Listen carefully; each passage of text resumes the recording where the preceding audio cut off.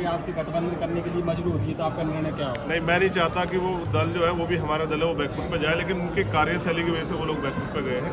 मैं आज़ाद समाज पार्टी के बारे में जवाब देने के लिए बैठा हूँ। आज़ाद समाज पार्टी आगे बढ़ेगी क्योंकि आज़ाद समाज पार्टी के कार्यकर्ता मेहनती और ईमानदार हैं और वो संघर्ष कर रहे हैं। क्योंकि काशीराम साहब का आज जन्मदिवस है, पूरे देशवासियों को उसके लिए बधाई, दुनिया में जो लोग उनके फॉलोअर रहते हैं उनको बधाई।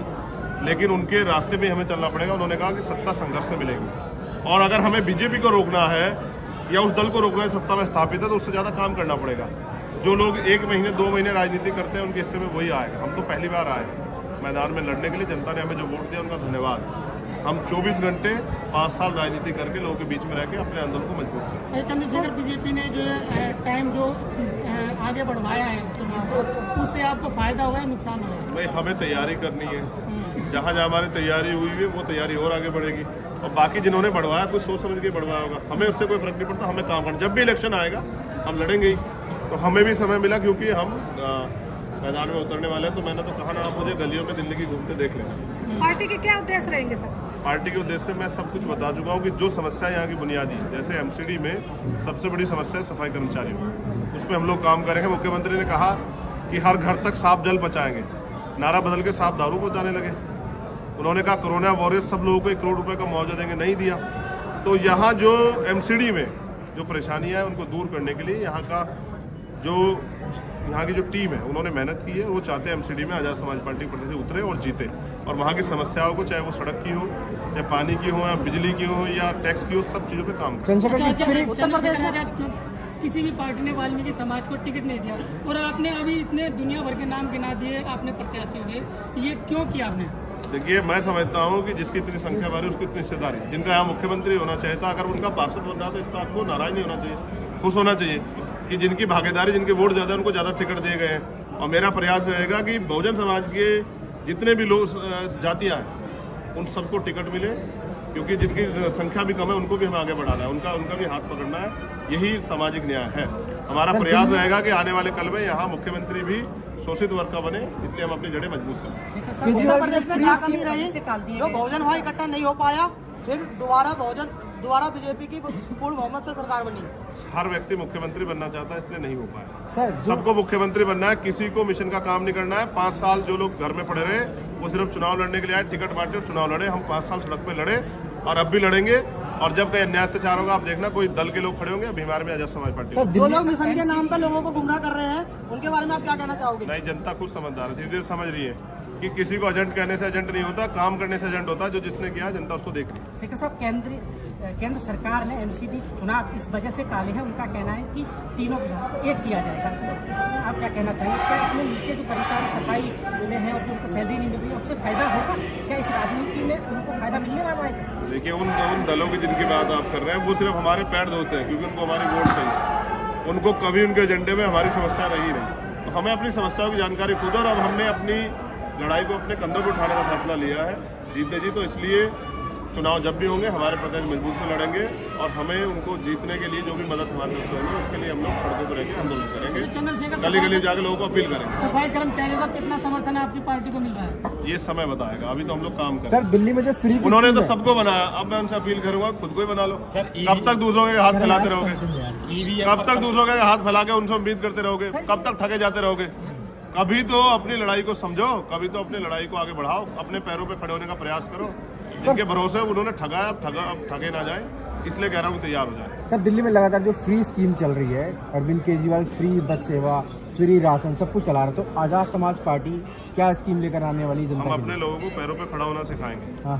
ये जो सरकार फ्री में दे ना, हमने बताया कि रोटी, कपड़ा, मकान, शिक्षा, चिकित्सा, रोजगार, सुरक्षा, ये तो कॉन्स्टिट्यूशन देता है। सरकार क्या दे रही है? पैसा तो हमारा ही ले रही है ना, टैक्स तो दिल्ली के लोग ही दे रहे हैं ना, उसी पैसे तो सब कुछ होगा। लेकिन लोगों के दिमाग में तो बुखार चढ़ा हुआ है ना, उसको उतारना पड़ेगा ना सर। एक धर्म का बुखार, एक फ्री का बुखार, और फिर ये सरकार फिर, अब मैं कहना नहीं चाहता लेकिन सच ये है कि दिल्ली में सिर्फ शेड्यूल कास्ट बहुजन समाज के लोगों को लूटा गया है, अपना उनका निशान दिखा के। अब वो लूटेंगे नहीं, अब वो अपने पैरों पर खड़े होने का प्रयास कर रहे हैं। सर, ईवीएम पर तमाम पार्टियों ने मतलब आरोप लगाया, आगे क्या होने वाला है? इसलिए मैंने आरोप नहीं लगाया, क्योंकि मैं तो बहुत दिन पहले कह चुका कि ईवीएम से वोटों की चोरी हो रही है। लेकिन चुनावी दल जो है ना, मैं इसलिए चुप था कि आंदोलन करेंगे चंद्रशेखर और आनंद लेंगे ये विपक्षी दल, जब चुनाव होता है तो ये चुनाव लड़ने आते हैं, 5 साल कहाँ रहते हैं। अगर ये अब ईवीएम पे रो रहे हैं तो ईवीएम पे बड़ा आंदोलन कौन तय कर रहा है?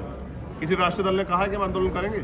उनका काम है सिर्फ चुनाव लड़ना, हार जाए तो ईवीएम की बात करना। अगर ये विपक्षी दल अब ईवीएम के खिलाफ आवाज न उठाएं जो मुख्य रूप से हैं, तो इनको क्या समझा जाए? ये जनता को बहुत समाज को गुमराह कर रहे हैं। नहीं, ये जनता को बेवकूफ समझते हैं। जनता इनको बेवकूफ बना रही है, ये जनता को बेवकूफ बना रहे हैं। हिसाब बराबर चल रहा है।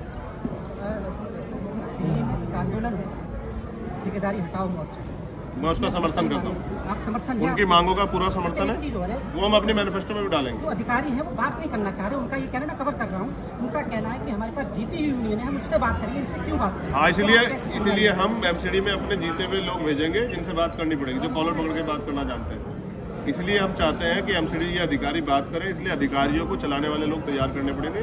वही तैयार करने का काम एमसीडी के जरिए हम अपनी जड़ें जो है मजबूत कर रहे हैं दिल्ली में। फिर विधानसभा चुनाव भी आएगा, लोकसभा चुनाव भी आएगा, हमें वो भी लड़ना है। इस बार उम्मीद है एमसीडी में रिजल्ट आएगा। हाँ, जीतेगी, जीतेगी, मेहनत करेगी, जो मेहनत करेगा वो जीतेगा।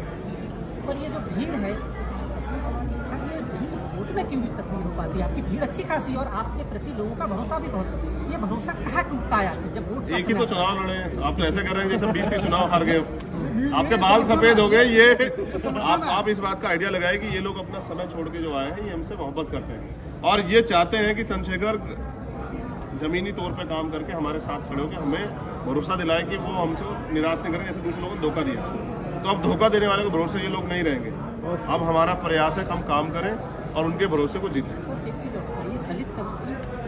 और आपको इनको भीड़ नहीं कहना चाहिए, डिवाइड हो के मालिक है यही तो लोग बनाते हैं। बिल्कुल, मैं ये कह रहा हूँ कि ये लोग डिवाइड हो जाते हैं, वोट कई पार्टियां आ जाती हैं अलग अलग, इन्हें कुछ बताती हैं और ये डिवाइड हो जाते हैं, एक साथ क्यों नहीं आ पा रहा है? आप बताओ, एमसीडी में पहले सरकार कब आई थी? शोषित वर्ग के लोगों की, इसकी शोषित वर्ग के लोगों की सरकार कब आई थी? बहुजन समाज की।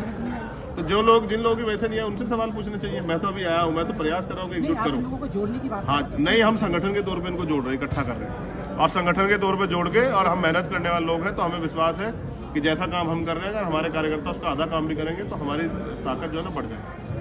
और मैं समझता हूँ कि अब लोग ठेकेदारों के भरोसे ना रहे और ना बहुजन समाज बिकेगा, ना बिकने देगा और वो अपनी लड़ाई अपने कंधों पे लड़ेगा। धन्यवाद। लास्ट में एक सवाल, बहुत मान्यवर काशीराम जी का जन्म जयंती है, उसके बारे में आप क्या कहना चाहोगे? देखिए, मान्यवर काशीराम साहब ने एक नारा दिया कि नोटों वाला हारेगा, वोटों वाला जीतेगा। लेकिन अब क्या है, मैं खुद चुनाव लड़के आया हूँ, पैसे आधारित चुनाव है, गरीब का बेटा लड़ ही नहीं सकता है।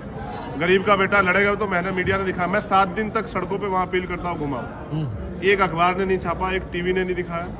तो इसका मतलब वो हमें नकारते रहेंगे, लेकिन हमें इस लोकतंत्र के जरिए अपनी ताकत बनानी है। तो अब हमने नारा जो है, जैसे पीछे लिखा हुआ है, वोट हमारा राज तुम्हारा, नहीं चलेगा, नहीं चलेगा। उसके साथ जिसकी इतनी संख्या भारी उसकी इतनी हिस्सेदारी, इसी नारे को लेके हम जाएंगे। पहले बहुजन समाज में भाईचारा बनाएंगे, उनको बताएंगे कि धर्म के आंधी में अपने वोट को बांटना नहीं है, अपनी वोट से शक्ति बनानी है। इसलिए एकजुट होकर आजाद समाज पार्टी को वोट करें। जहाँ गरीबों पे अत्याचार और शोषण हो रहा है, आप वहाँ दिखते हो सर, क्या कहना है इसके बारे में? नहीं, मैं लगता हूँ मैं ही दिखता हूँ।